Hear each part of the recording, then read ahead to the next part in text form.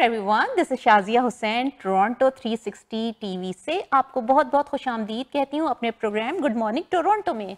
जनाब, जैसा कि आपको पता है, मैं हर दफ़ा आपके लिए बड़े मज़े के टॉपिक्स लेके आती हूँ जो कि आपके रोज़मर्रा की ज़िंदगी में जिनका बड़ा अमल दखल होता है। और आज का जो टॉपिक लेके आई हूँ, जैसा कि आपको पता है कि वेट रिड्यूस करना आजकल के दौर में सबसे मुश्किल काम है। पहले ज़माने में होता ये था कि लोग खुशी खुशी पैदल चला करते थे, जो कि हमारी अब की लाइफ स्टाइल में बिल्कुल भी अमल दखल नहीं रह गया है। हम गाड़ी में प्रेफर करते हैं कि 2 कदम भी जाना होता है हम गाड़ी में बैठें और वहीं से काम करके उतर के वापस गाड़ी में बैठ जाएं, क्योंकि चलना हमें पसंद ही नहीं है अब। तो जनाब, इसी टची टॉपिक को मैंने छेड़ दिया सुबह सुबह, और इसी सिलसिले में मैंने अपनी एक बड़ी प्यारी मेहमान को दावत दी है कि वो आएँ और हमें थोड़ा सा इसमें कुछ हेल्प करें ताकि हम जनाब जाएं वेट रिडक्शन की तरफ। हमारी आज की मेहमान हैं डॉक्टर समरीन इकबाल, जो कि फैमिली फिजिशियन हैं। उनसे हम जान सकेंगे कि वेट को कैसे कंट्रोल किया जाए। उसके अलावा भी और टॉपिक्स आएंगे, लेकिन हमारा मेन फोकस जो है वेट रिडक्शन रहेगा। अस्सलाम वालेकुम और आपको बहुत बहुत खुशामदीद। वालेकुम अस्सलाम, thank you Shazia, thanks for having me on this platform. Doctor Samreen, जैसा कि आपको पता है कि आज जैसा मैंने टॉपिक लेके शुरू किया है कि वेट रिडक्शन जो है हमारा सबसे मेन मसला बनता जा रहा है कि हम कैसे करें। और आफ्टर कोविड तो मेरे ख्याल से हर एक इतना परेशान हो चुका है, क्योंकि जो वेट चढ़ाया है उसको उतारना अभी तक 3-4 साल हो चुके हैं, लेकिन उतर नहीं पा रहा है लोगों के। बहुत सारे सवालात मेरे इस हवाले से मेरे पास ईमेल्स और फ़ोन कॉल्स आती हैं या टेक्स्ट मैसेजेस होते हैं कि प्लीज़ हमें गाइड करें कि किस तरह हम अपना वेट रिड्यूस कर सकते हैं। तो यही मैंने सोचा कि आज का ये टॉपिक हमारा होना चाहिए और उसको लोगों को क्लियर करना चाहिए। सबसे पहले मैं आपसे ये सवाल करूंगी, what is the difference between obesity and overweight? Okay, obesity और ओवरवेट थोड़ा सा फर्क है। साथ साथ जब आप ओवरवेट की एक रेंज को क्रॉस करते हैं then you enter in obesity. अगर मैं ओबेसिटी को एक्सप्लेन करूं तो ओबेसिटी इट्स एक क्रॉनिक डिजीज़ है जो कि प्रोग्रेसिव है, फिर से वापस वेट आ जाता है और बॉडी के हार्मोनल इम्बैलेंसेस होते हैं, एबनॉर्मल फैट एक्यूमुलेशन हो जाती है, और जिसकी वजह से most of the time medical complication start हो जाती हैं, जैसे कि डायबिटीज़ हो गया, हार्ट डिजीज़ है, हाई ब्लड प्रेशर है। डिफ्रेंशिएट करने के लिए जो टूल है वो है BMI, बॉडी मास इंडेक्स, और उसको कैलकुलेट करना थोड़ा सा लोगों को मुश्किल लगता है, हालांकि it is very simple. BMI का ये है कि it's a simple formula. BMI is kilograms, your weight in kilograms divided by your height in metres square. थोड़ा ये भी सुनने में मुश्किल लगता है। हाइट का ये है कि it's very easy, if you have a driver's licence you have height in centimetres over there. Pounds में भी कर सकते हैं, पाउंड्स, या फिर आप गूगल पे आप कैलकुलेट कर लें, there are different apps. Once you have your BMI आपके हाइट और वेट के हिसाब से, तो उसकी डिफरेंट कैटेगरीज होती है। If it is less than 18.5 this is under weight. ये भी एक कॉम्प्लिकेशन है। दिस इज अंडर, हाँ, या तो फिर कोई ईटिंग डिसऑर्डर है या कोई मेटाबॉलिक डिसऑर्डर है, right. 18.5 to 25 is normal. Above 18.5 till 25 you are normal. 25 and above is overweight. 25 to 30 BMI is overweight. तो फिर 30 to 35 obesity type 1, 35 to 40 obesity class 2. More than 40 is obesity class 3, which is extreme obesity. तो basically easy way में याद रखें कि 25 से नीचे between 18 to 25 अगर आपका BMI यू आर नॉर्मल। अच्छा, मैंने अपना BMI जब भी मैं वो करती हूँ मैं गूगल पे जाके कर लेती हूँ। अपने नाज़रीन को मैं बताना चाहूँगी कि आप गूगल पे अपनी हाइट डाल के, जैसे कि समरीन ने बताया कि आप अपने ड्राइविंग लाइसेंस से अपनी हाइट निकाल के और उसमें अपना देख सकते हैं कि आप ओवरवेट हैं या नहीं। अच्छा, एक बात ये थी कि जैसे आपने कहा कि हमें ओबेसिटी है किसी को, और उसको अब कंट्रोल कैसे, हमें कौन से टाइम पे किससे कांटेक्ट करना चाहिए? डायरेक्ट हमें जो है वो ट्रेनर के पास जाना चाहिए, क्योंकि इसमें भी 3 कैटेगरीज हैं, आपका डॉक्टर है, फिर आपके न्यूट्रिशनिस्ट है, फिर आपके ट्रेनर हैं, तो किससे हमें कांटेक्ट करना चाहिए? जी, ये बहुत अच्छा सवाल है क्योंकि अगर हमने ये डिसाइड कर लिया है कि हमने एक्शन लेना है या हमने कुछ करना है, अब घर से निकलना है या घर में ही रह के हमने इस पे काम करना है, तो सबसे पहले तो कॉन्टेक्ट योर फैमिली डॉक्टर, ठीक है। फैमिली डॉक्टर के पास आप जाएं और कनाडा में एनुअल ब्लड वर्क होता है सब पेशेंट्स का, एनुअल फिजिकल एग्जाम होता है, उसमें आप अपने रेगुलर ब्लड टेस्ट होते हैं, फोकस आपका होना चाहिए फास्टिंग ब्लड ग्लूकोज पे, आपका जो लिपिड प्रोफाइल है उसमें सारा आप डॉक्टर से पूछ सकते हैं when you are discussing your report, HDL cholesterol, LDL cholesterol, triglycerides ये होने चाहिए। फिर थायराइड बहुत इंपॉर्टेंट है, हाइपोथायरॉयडिज्म से बहुत वेट गेन बढ़ जाता है, हाइपर के और कॉम्प्लिकेशंस होती हैं। फिर आपके आ जाते हैं कैल्शियम्स, मैग्नीशियम्स और ब्लड ग्लूकोज हो गया, कोलेस्ट्रॉल हो गया, लिवर फंक्शन टेस्ट्स, क्योंकि जब वेट बढ़ता है, कोलेस्ट्रॉल हाई होता है, तो वेरी कॉमन एक कॉम्प्लिकेशन आ जाती है फैटी लिवर, उसके भी सिम्टम्स होते हैं। तो ये आप करवाएं। अगर आपका वेट और आपका हाइट वेट होना चाहिए, बीएमआई क्लिनिक पर कैलकुलेट होता है, वो आप करवाएं। अगर आपका ओवरवेट आ रहा है या ओबेसिटी आ रहा है, then you can discuss it with your physician, वो आपको फर्दर उसके डाइट प्लान्स डिस्कस कर सकता है। अगर उसको लग रहा है कि आपको रेफरल की ज़रूरत है तो they will refer you to dietitian. आप directly, I don't think so, आप डायरेक्टली नहीं जा सकते डाइटिशियन के पास, you need a referral from your family doctor. Okay जी। और ट्रेनर, जैसे आपके जिम्स हैं इतने सारे सराउंडिंग में लोग जा रहे होते हैं, तो क्या उसके लिए भी हमें पहले कंसल्ट करना चाहिए डॉक्टर से? बेहतर है आप कंसल्ट कर लें। कार्डियोवैस्कुलर डिजीजेस होती हैं, अनकंट्रोल हाई ब्लड प्रेशर हो सकता है, कभी पेशेंट को पता भी नहीं होता कि मेरे साथ अंडरलाइंग ये कंडीशन चल रही है। एक बार फिजिशियन कंसल्ट लेना ज़रूरी है। अगर वो कहता है कि आप ठीक हैं, आपकी मेडिकेशन सही जा रही हैं, सारा कुछ ठीक चल रहा है, thyroid, blood pressure, cardiac diseases नहीं है या वेल मेंटेन्ड हैं, तो फिजिशियन आपको ये भी बता सकता है कि कितनी इंटेंसिटी की एक्सरसाइज आप कर सकते हैं। और फिर आपके जो ट्रेनर्स हैं ये they are also well trained, उनको पता है कि एक विदाउट मेडिकल कॉम्प्लिकेशन का एक अगर मेरे पास क्लाइंट आ रहा है तो उसको मुझे क्या ट्रेनिंग देनी है। यानी आप कहेंगे कि सबसे पहले आपको अपने फैमिली फिजिशियन से कांटेक्ट करना चाहिए। फिजिशियन से कांटेक्ट करें। ओके, ठीक है। जब वो आपको ओके करेगा तो फिर आप जा सकते हैं ट्रेनर्स के पास, और डाइटिशियन के पास आपको फैमिली डॉक्टर रेफर कर देगा।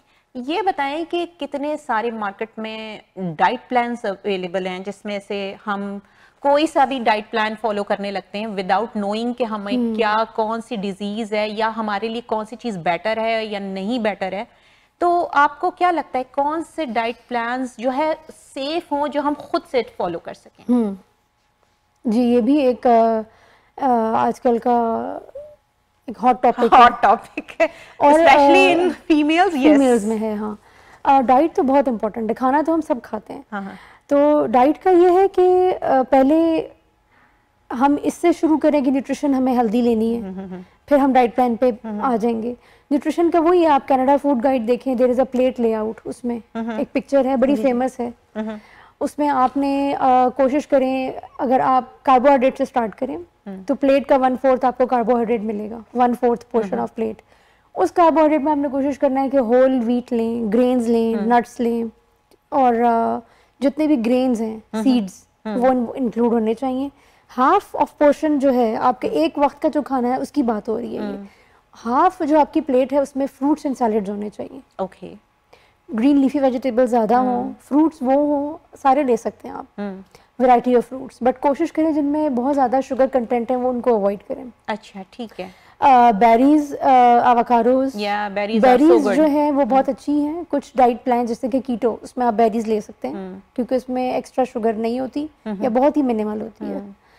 बाकी जो 1/4 रह जाता है उसमें आपका प्रोटीन आ जाता है। प्रोटीन रेड मीट ले लें लेकिन बहुत मॉडरेशन में अवॉइड करें।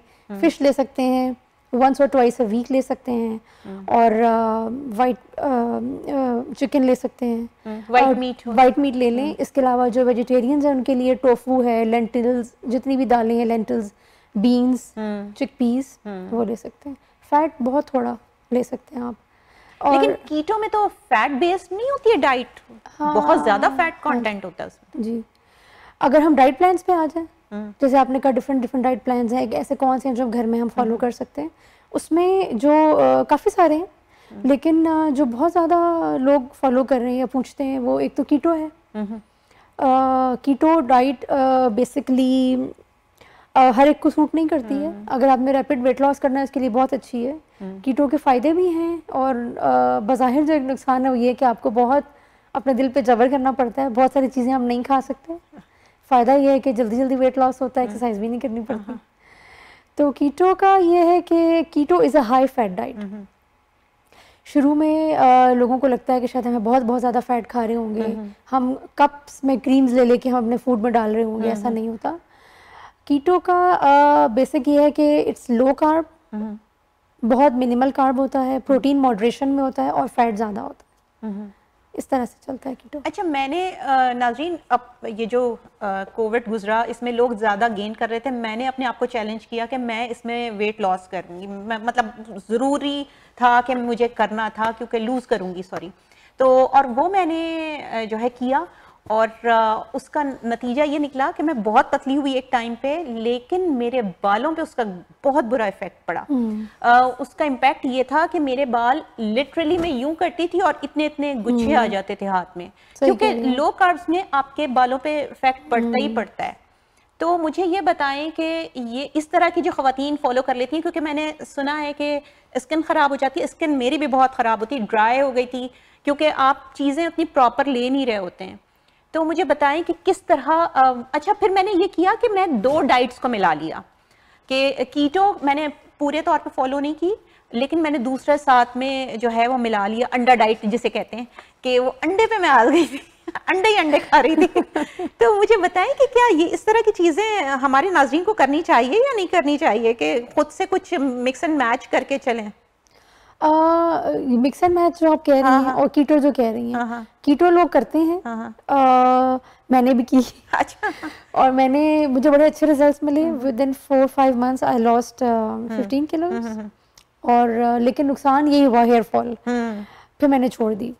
कीटो आप थोड़े अरसे के लिए यूज़ कर लें, 2 मंथ्स 3 मंथ्स, देन आप उसमें ब्रेक लें, लेकिन यह है कि बहुत ज़्यादा एकदम से खाना ना शुरू कर दें। जैसे आपने बताया, आपने डिफरेंट डाइट ट्राई की, कीटो के साइड इफ़ेक्ट्स भी होते हैं, बहुत ज़्यादा नहीं है। अगेन अपने डॉक्टर से पहले मिल लें, बात कर लें।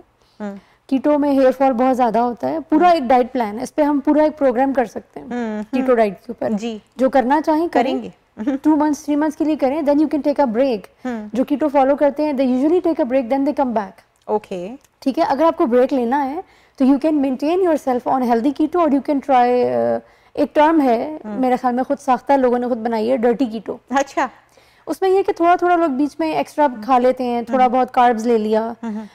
अगर आप कीटो से वीन ऑफ करना चाहते हैं तो उसके बाद आई विल रिकमेंड आप पोर्शन कंट्रोल डाइट पर आ जाएं। कार्बोहाइड्रेट्स उसमें भी लें, कम लें। कीटो का नुकसान तब शुरू होता है जब हम कार्बोहाइड्रेट्स नहीं खा रहे होते, तो हमारे बाल गिरते हैं, मेरे साथ यही हाँ, स्किन पे और वीकनेस हो जाती है। कीटो एक बहुत स्ट्रिक्ट डाइट, उसमें आपको बहुत कुछ ऐसा खाना पड़ता है कि आपको ये साइड इफेक्ट्स ना आए।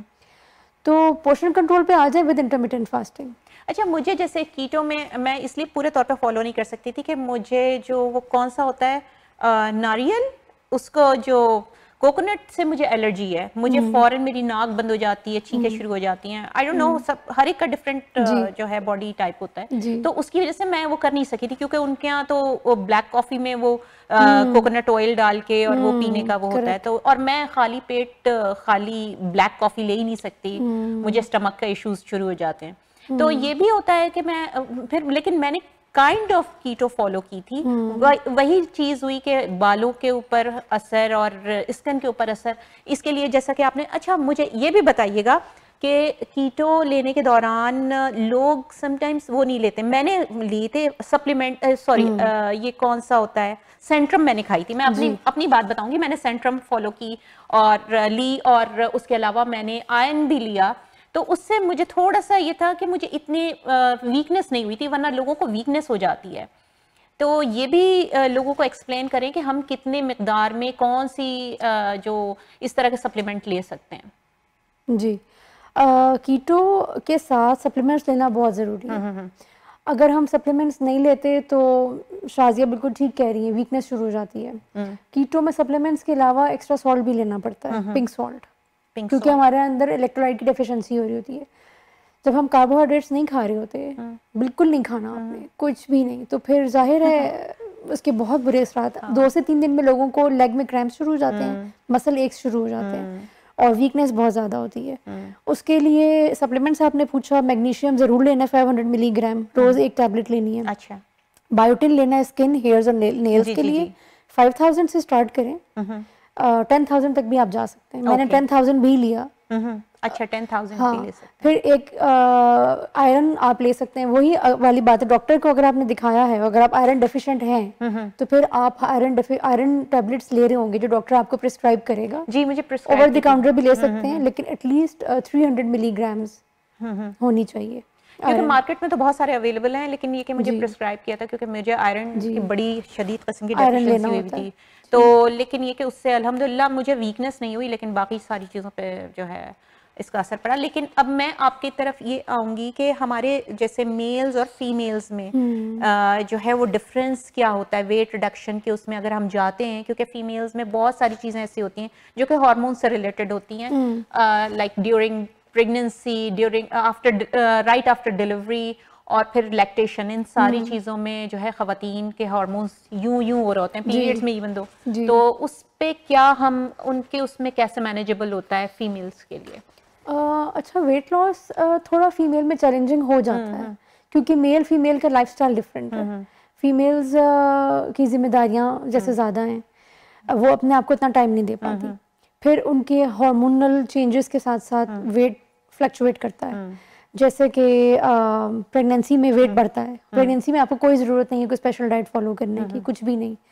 आप रेगुलर खाना खाएं, जितना खा सकते हैं खाएं। प्रेगनेंसी के राइट आफ्टर डिलीवरी वेट जो बढ़ा हुआ होता है, कुछ तो वाटर वेट होता है, एडिमा हुआ होता है। फिर अगर आप बच्चे को फीड कराते हैं, ब्रेस्ट फीडिंग कराते हैं, तो उससे मेटाबॉलिज्म बहुत तेज़ होता है, फास्ट होता है, और वो बहुत अच्छा टाइम है। आप 3 to 4 मंथ्स का रेस्ट ले लें, उसके बाद वो बहुत अच्छा टाइम है वेट लॉस का। हेल्दी डाइट खाएं, वही लो कार्ब्स खा लें, ख़त्म ना करें कार्ब्स क्योंकि आपको कैलोरीज चाहिए। एक ब्रेस्ट फीडिंग मदर को बहुत ज़्यादा कैलोरीज चाहिए होती हैं। आप रेगुलर खाना खाएं, थोड़ा वॉक कर लें, हल्की फुल्की एक्सरसाइज कर लें, ये अच्छा टाइम है वेट लॉस का। अच्छा, किसी का सी सेक्शन हुआ होता है तो वो उनके लिए वेट रिडक्शन एक नया चैलेंज होता है। सी सेक्शन को भी हम कहते हैं कि 3 to 6 मंथ्स आप वेट करें, क्योंकि कुछ लोगों को डिलीवरी के बाद भी पेन रहता है स्टिच वाले एरिया में। आप रेस्ट लें, आप ब्रेक लें, क्योंकि बॉडी बड़े स्ट्रेस से गुजरी हुई होती है।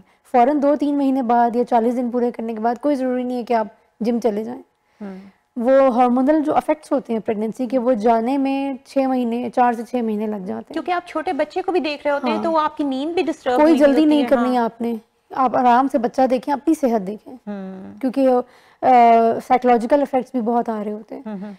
तो आप 6 मंथ्स का ब्रेक लें, 8 मंथ्स का ले लें, फिर आप सारी रेगुलर एक्सरसाइजेस आप कर सकते हैं। और खुदा के वास्ते मैं उन हस्बैंड्स को और वो जो सराउंडिंग में लोग होते हैं ख़वातीन के, कि जो उनको टीज करते हैं वेट के ऊपर कि ओह तुम्हारा तो इतना बढ़ गया, हमारे टाइम पे तो इतना वो हो जाता था, या फिर ये तो खैर ख़वातीन वाली बात बता रही हूँ, लेकिन मर्द हजरात कहते हैं तुम पतली क्यों नहीं हो रही हो।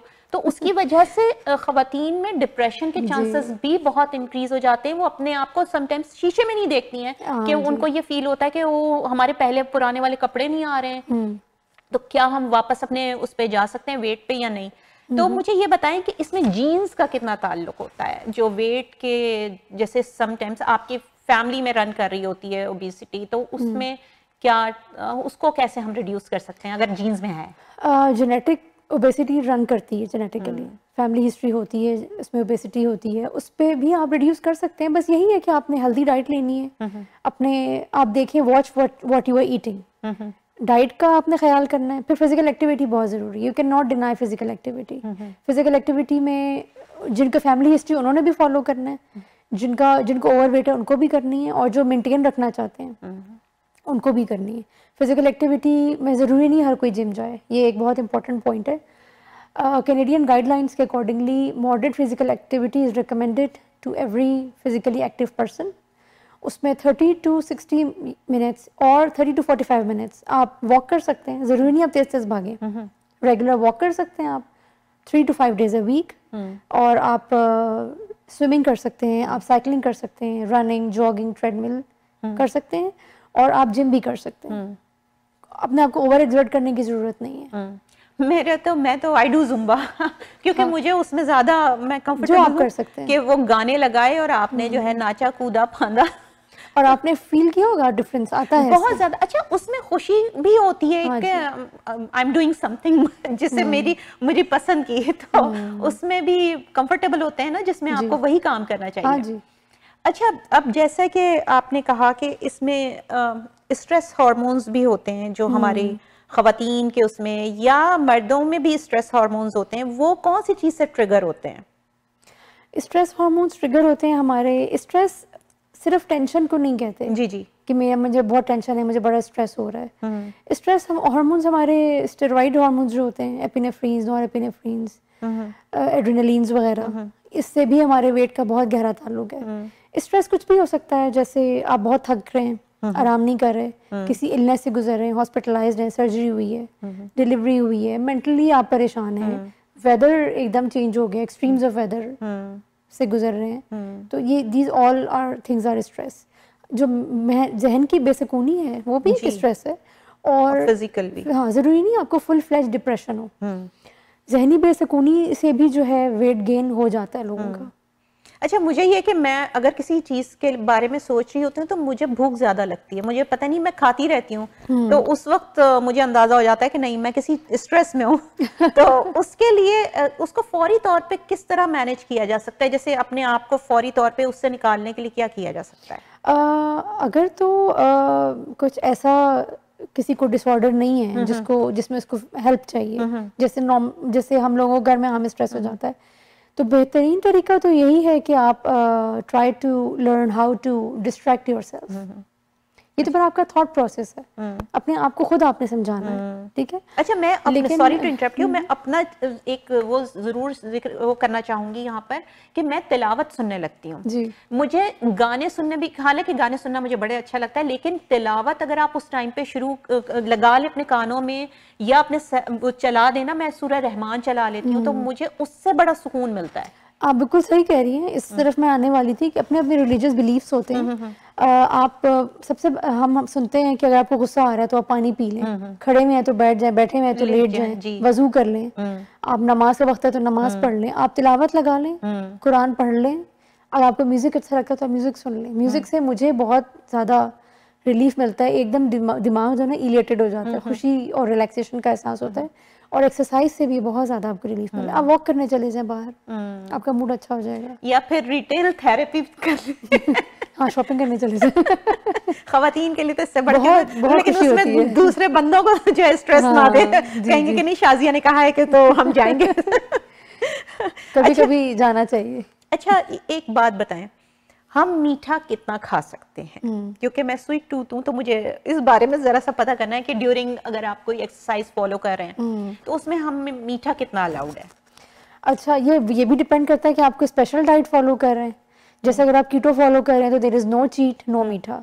अगर आप पोर्शन कंट्रोल फॉलो कर रहे हैं जिसमें आप वैसे अपनी डाइट में कोई अलग से एडिड शुगर नहीं डाल रहे हैं, बिल्कुल शुगर फ्री चल रहे हैं आप, और लो फैट चीजें खा रहे हैं, तो उसमें यह है कि according to portion control diet आप 120 ग्राम्स या 100 ग्राम्स का कोई भी एक ट्रीट ले सकते हैं। ओके, ना भी लें, ज़रूरी नहीं है, रोज़ ले लें, हफ्ते में 4 दिन ले लें, लेकिन साथ एक्सरसाइज भी आपने करनी है 30 to 45 मिनट्स।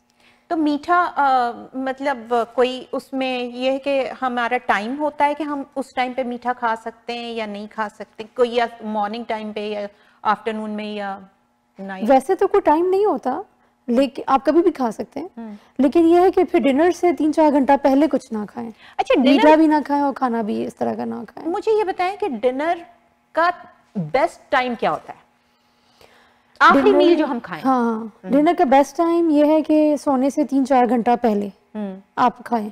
3 घंटा तो जरूर आप गैप दें, खाते ही फौरन आप सोने ना लेटें, वो मेटाबॉलिज्म पे बहुत असर पड़ता है। मेटाबॉलिज्म इतना एफिशिएंट नहीं रहता, फिर इवेंचुअली यही होता है कि फिर आपको डाइजेशन के प्रॉब्लम शुरू हो जाते हैं, और फिर वेट रिड्यूस जो लोग कर रहे होते हैं उनको वो प्रॉब्लम आ रहे होते हैं, फिर स्टमक से एसिड रिफ्लक्स के मसले भी शुरू हो जाते हैं, काफ़ी सारी चीज़ें। खाने और सोने में गैप होना चाहिए। अच्छा, मेरे साथ ये कि मैंने अगर डिनर कर लिया है, अर्ली डिनर कर लिया है, फिर मुझे लगती है एक टाइम पे भूख, और फिर मैं थोड़ा सा क्रैंकी हो जाती हूँ, तो मैं उस टाइम पे मिल्क ले लेती हूँ थोड़ा सा जी, और नट्स ले लेती हूँ जी, मतलब कोई इतना ज्यादा नहीं, बस थोड़े से 4-5 ले लिए, ताकि वो जो क्रेविंग है वो थोड़ा सा वो सप्रेस हो जाए। हाँ जी, अगर आपको सोने से पहले भूख लग रही है तो आप कोई भी लो कैलोरी स्नैक ले सकते हैं, थोड़े से नट्स ले सकते हैं, थोड़े मतलब 1 to 2 टेबल स्पून, अगर आप डाइट फॉलो कर रहे हैं। जी जी जी जी। और स्किम मिल्क ले सकते हैं। अच्छा, मैं 2% लेती हूँ, कोई इसमें हर्ज तो नहीं है? डिपेंड करता है आपकी हेल्थ कंडीशन पे, आपको सूट कर रहा है आप ले लें। हाँ, ये अगर जरूरी नहीं कि सारी जिंदगी आपने स्ट्रिक्ट होके ही खाना है, क्योंकि हम ये स्ट्रिक्ट डाइट फॉलो कर करके ना हम तंग आ जाते हैं। हम चाहते हैं हम भी रेगुलर लोगों की तरह जिए। तो मेरा अपना पर्सनल एक्सपीरियंस ये है, और डाइटिशियंस भी शायद इस बात से एग्री करें, कि आप रेगुलर खाएं, कम कम पोर्शंस में लें, बहुत ज़्यादा ओवर ईटिंग बिंज ईटिंग ना करें, और एक्सरसाइज रखें, कोई भी एक्टिविटी रखें। अगर आपका वेट मेंटेन है तो वो मेंटेन रहेगा, आई एम श्योर। आप खा सकते हैं। नींद कितनी इम्पोर्टेंट है हमारे वेट कंट्रोल करने में? नींद बहुत इम्पोर्टेंट है। एटलीस्ट 8 आवर्स तो आपको सोना होता है। अगर आपकी नींद पूरी नहीं हो रही है तो वैसे तो कहते हैं आप दिन में नैप्स ले सकते हैं, लेकिन बेहतर ये है कि आप सोने का टाइम बनाएं, अपनी नींद पूरी करें। पावर नैप जिसे कहते हैं बैठे बैठे सो जाते हैं वो इसीलिए आ रहा, पावर नैप की नौबत इसीलिए आ रही होती है, हम बैठे बैठे सो रहे थे क्योंकि हमारी रात की नींद पूरी नहीं हुई होती। नींद भी एक बहुत इंपॉर्टेंट टॉपिक है। जो लोग सुन रहे हैं वो इस बात को से अग्री करेंगे कि नींद बहुत इंपॉर्टेंट टॉपिक है। नींद ना आना बहुत बड़ा मसला है लोगों का। स्लीप हाइजीन और टाइम पे सोना, टाइम पे उठना, सोने से पहले कौन कौन से काम नहीं करने आपने ताकि नींद खराब ना हो। तो ये बहुत बिग टॉपिक। सोने से पहले कौन से काम नहीं करने चाहिए जिसकी वजह से नींद खराब हो? स्लीप हाइजीन एक बहुत बड़ा टॉपिक है। बड़ा तो नहीं कहूँगी, बहुत इंपॉर्टेंट टॉपिक है। थोड़ा सा हम यहाँ जिक्र कर लेते हैं। आपने पूछा है जो सबसे ज्यादा प्रॉब्लम जो आजकल हम लोग फेस कर रहे हैं, जिसकी वजह से नींदें बहुत खराब हो रही हैं। इवन पेरेंट्स कहते हैं कि हमारे बच्चे भी इंसोम्निया का शिकार हो गए हैं। सबसे जो कॉमन प्रॉब्लम आजकल हम फेस कर रहे हैं वो है स्क्रीन।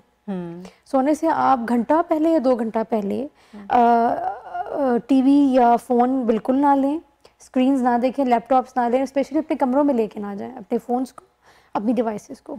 कुछ स्टूडेंट्स होते हैं वो कहते हैं कि हम अपना प्रोजेक्ट कर रहे थे, असाइनमेंट कर रहे थे, बेड पे लेके बैठ गए करते करते कि हम सो जाएंगे, फिर हमें नींद नहीं आती। क्योंकि जब वो आपके, सुना भी होगा, this is very common phenomenon, कि जब इतनी लाइट रेज आपके ब्रेन को जा रही होती हैं तो ब्रेन वो रिलैक्सेशन मोड में आ नहीं रहा होता कि वो नींद का टाइम आए या वो आराम करें, आपके न्यूरॉन्स को रेस्ट मिले या आप सो सकें। तो सोने से पहले एक तो ये काम है आप स्क्रीन को अवॉइड करें। घंटा 2 घंटा पहले जो भी आपने एक्टिविटी है इस तरह की, टीवी देखना है, मूवी है, मोबाइल है, लिविंग रूम में करें, देखें उसको। और अपने बेडरूम में अपने फ़ोन को अगर आप ले जाएं तो दूर रखें। अच्छा, दूर रख के कैसे करेंगे? ये फ़ोन को अपने से जुदा करना बहुत मुश्किल है। ये जुदाई नामुमकिन है जज साहब।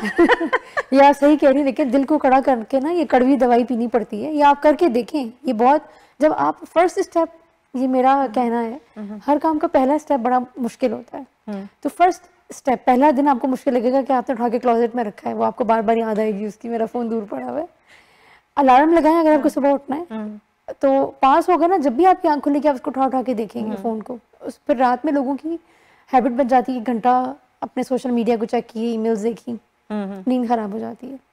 दूसरा ये कि कैफीन ना ले सोने से पहले, लिक्विड्स कम से कम पिएं, स्मोक, अल्कोहल जो कंजम्पशन। आप कराची वाली को बोल रही हैं कि कैफीन ना लें, और मेरा तो पेट्रोल जो है वो चाय है। या मुझे भी, असल में मैं अपने खिलाफ बात कर रही हूँ। मेरी वाहिद एडिक्शन जो है ना वो चाय है। मुझे आप 10, 15, 20 कप दे दें, मुझे लोग कहते हैं कि भाई कितना कैसे पी लेती हो, जबकि आदत हो गई है। और स्पेशली यहाँ के वेदर में तो आपको कोई गर्म चीज अगर मिल जाए, अभी तो फिर भी वेदर ठीक होना शुरू हो गया है, वरना तो पहले कितना ज्यादा ठंडक पड़ती थी कि अब हम उसके बगैर रह ही नहीं सकते थे।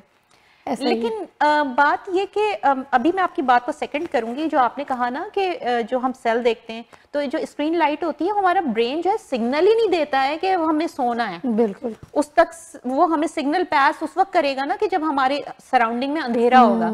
तो कोशिश करनी चाहिए कि हम जिस रूम में हो उसमें तेज लाइट ना जलाई हुई हो। हाँ, आप थोड़ी सी चीजें ना अंग्रेजों से भी फॉलो करें, क्योंकि इनकी बहुत सारी चीजें बहुत अच्छी होती हैं, लाइक अर्ली डिनर।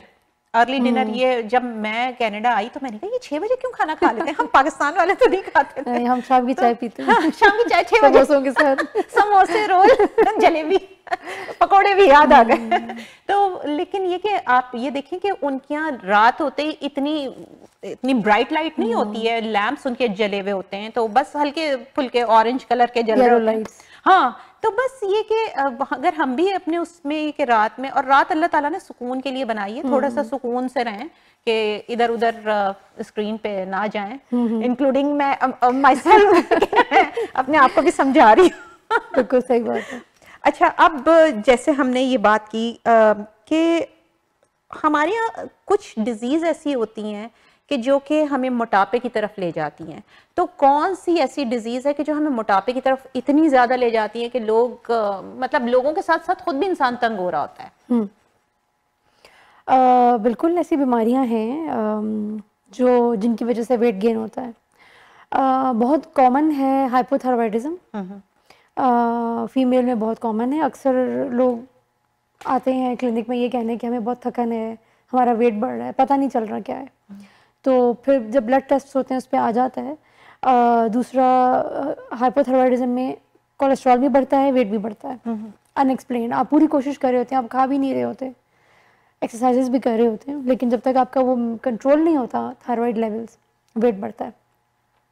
दूसरा है पॉलीसिस्टिक ओवेरियन सिंड्रोम, फीमेल्स में है, कॉमन है। पीसीओ, पीसीओडी या पीसीओएस।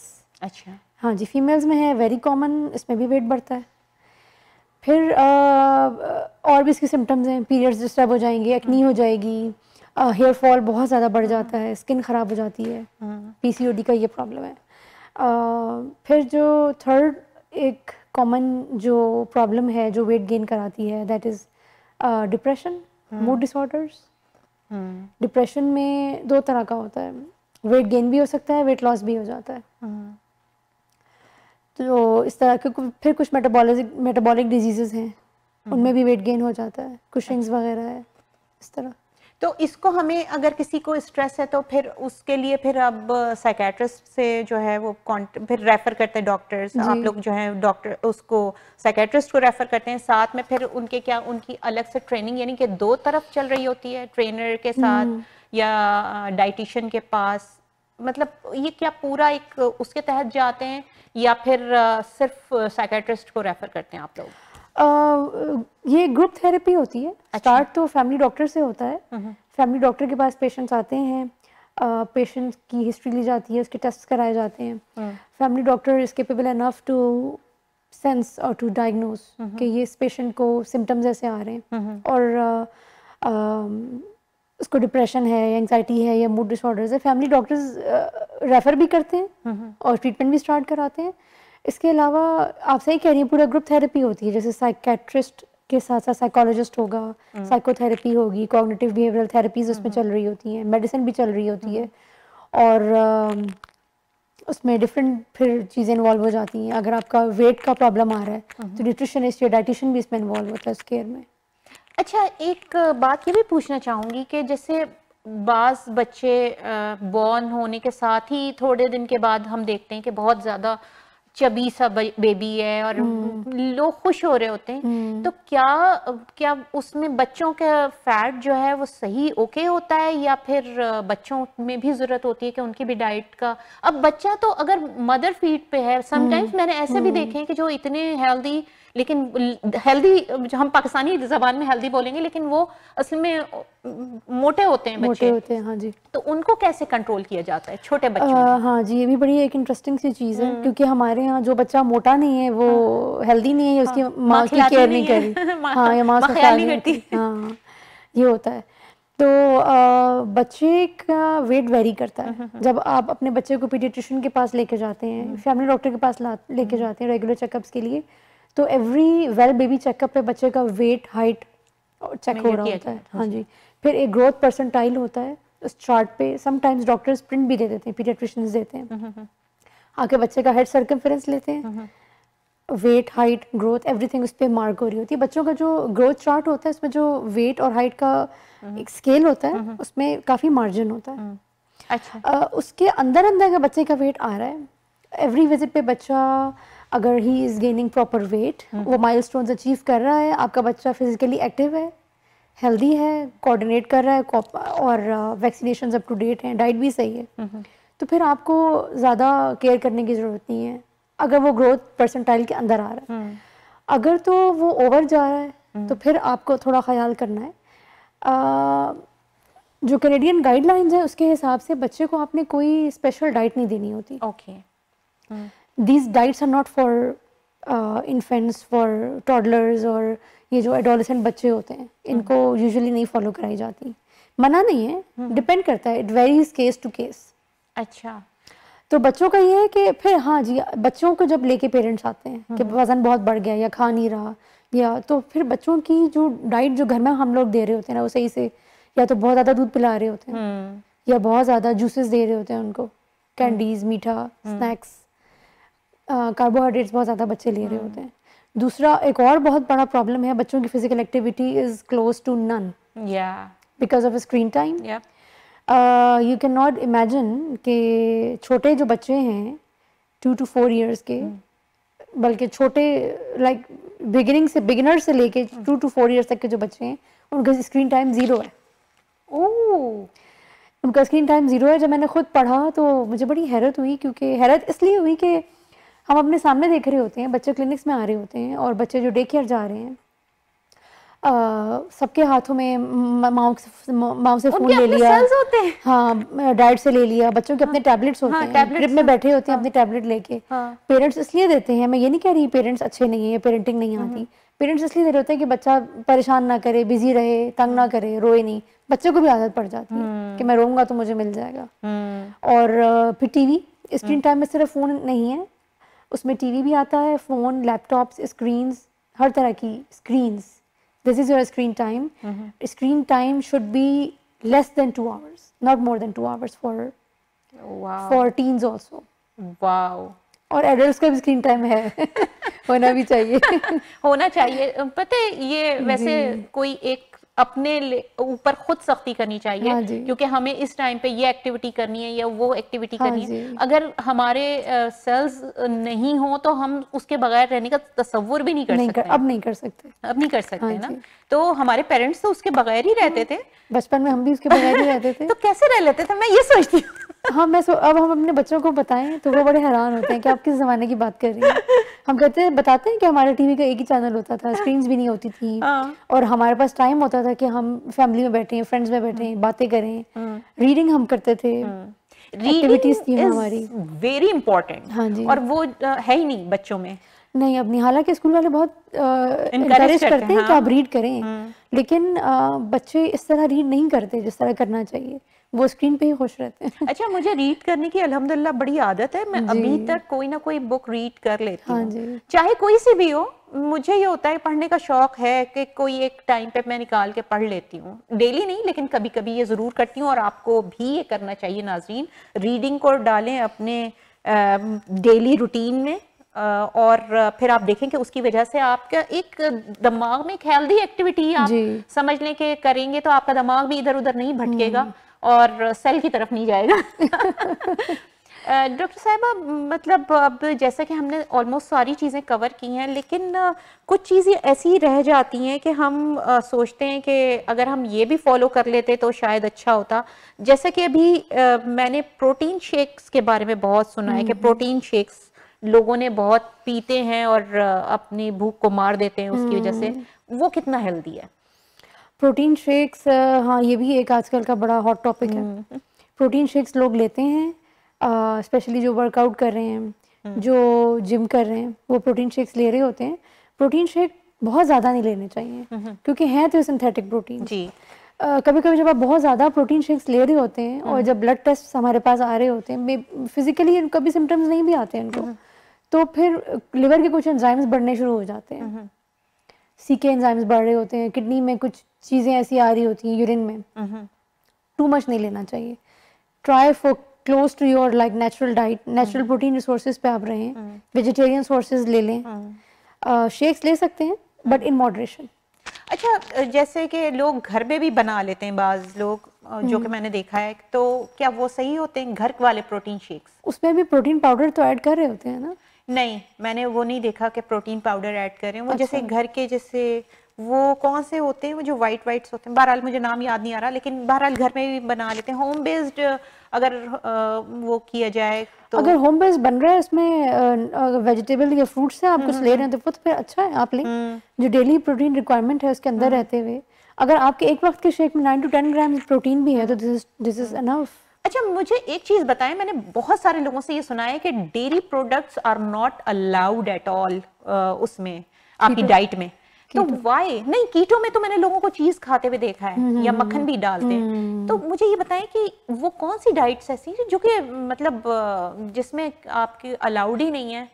और मैं समझती हूँ कि कैल्शियम के लिए बहुत जरूरी है कि आप जो है डेयरी प्रोडक्ट अपनी उसमें रखें खाने में। जी, सब डाइट्स में ऐसा नहीं है। पोर्शन कंट्रोल में यू कैन टेक मिल्क, लेकिन उसकी क्वांटिटी होती है कि आप 150 ml to 200 ml एक पोर्शन में आप लेंगे।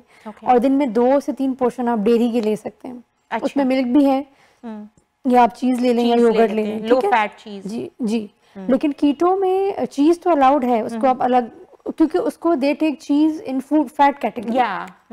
लेकिन there is no dairy besides cheese, there is no dairy in keto. अच्छा, कोई दूध नहीं है।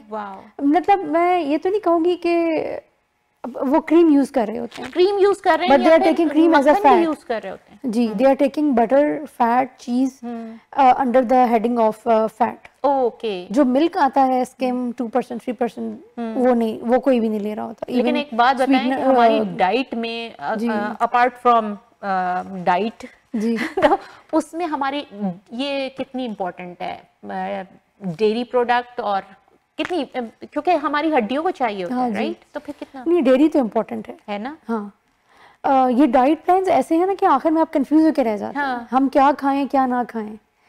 तो ये जो स्ट्रिक्ट डाइट प्लान्स है ना, मैं रेकमेंड करने यहाँ नहीं बैठी हूँ किसी को। मैं ये कहना चाह रही हूँ कि ये प्लान्स एग्जिस्ट करते हैं। If you are following them, you can follow them after consulting your doctor, then you should take a break. सबसे अच्छा जो डाइट प्लान है, जो आपने और मैंने और लोगों ने भी अपनी सारे एक्सपेरिमेंट्स के बाद आप एक नतीजे पे पहुंचे होंगे कि हम इजी खाना क्यों ना खाएं, सब कुछ खाएं, मॉडरेशन में खाएं। और दूध आपने पूछा, milk is very important. Milk में कैल्शियम और विटामिन डी का एक रिसोर्स है। दिन में 1 to 2 सर्विंग्स आपने लेनी है मिल्क की। अच्छा, डेयरी की। उसमें आप उसको आप योगर्ट से भी रिप्लेस कर सकते हैं, तो आप लें। तो आपको अगर फैट वेट गेन का इशू है तो आप स्किम ले लें, 1% ले लें, लेकिन आप लें जरूर। जनाब, टाइम गुजरने का पता ही नहीं चला और वक्त ख़त्म हो गया हमारे प्रोग्राम का। इसी उम्मीद के साथ कि आपको कुछ चीज़ें समझ में आई होंगी, और अगर नहीं आई हैं तो आप मुझे टेक्स्ट कर सकते हैं और ईमेल कर सकते हैं। हमारा ईमेल एड्रेस जो है आपको पता है ऑलरेडी। और इसके अलावा जो है जनाब, अगर आप ये चाहते हैं कि हम डॉक्टर समरीन को दोबारा जहमत दें तो हम दोबारा जहमत देंगे उनको अपने दूसरे टॉपिक्स जो हैं वो डिस्कस करने के लिए। बहुत सारे हेल्थ से रिलेटेड इश्यूज जो हैं उनको डिस्कस करने के लिए।